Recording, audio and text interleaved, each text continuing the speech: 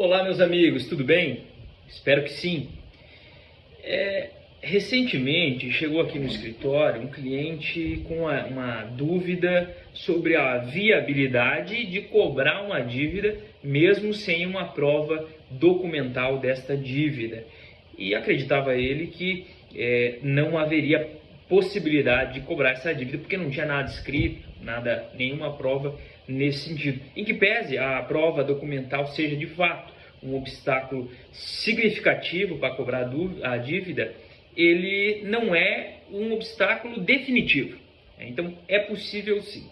Existem duas formas aqui de cobrar uma dívida juridicamente. Na verdade, três formas, né? Seria a ação de execução para título executivo, a ação monitória e a ação de cobrança. Hoje a gente não vai se aprofundar na diferença entre as três ações. Mas a ação de execução, por exemplo, um cheque.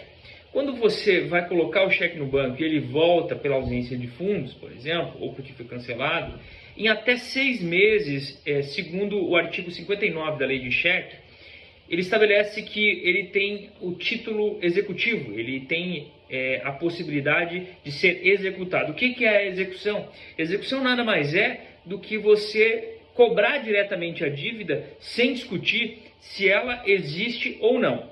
Mas se passou esses 6 meses, né, vamos supor que você tem um cheque aí, faz 2 anos que está com ele, né? Você consegue cobrar, por exemplo? Você consegue. Você não vai fazer uma ação de execução. Você vai fazer uma ação de cobrança. O que é essa ação de cobrança? É para constituir a dívida. O juiz vai ter que dizer que essa dívida é válida. Mas agora, Diego, se eu não tiver um cheque, não tiver nada escrito, é possível eu cobrar essa dívida? Veja, é possível. Você vai ter que entrar com ação de cobrança com seu advogado de confiança, vai entrar com ação de cobrança, você vai ter que ter testemunhas que consigam estabelecer que sim, a pessoa deve para você. E aí, se você conseguir comprovar através de testemunhas, por exemplo, que essa dívida existe, o juiz ele vai dizer o seguinte na ação de sentença, que o fulaninho que te deve, realmente deve lhe pagar um valor líquido e certo. Aí o que você vai fazer? Você vai entrar com ação de cumprimento de sentença, que é para cobrar este valor, tá certo? Agora, uma dica para vocês, como que a gente faz para constituir a prova?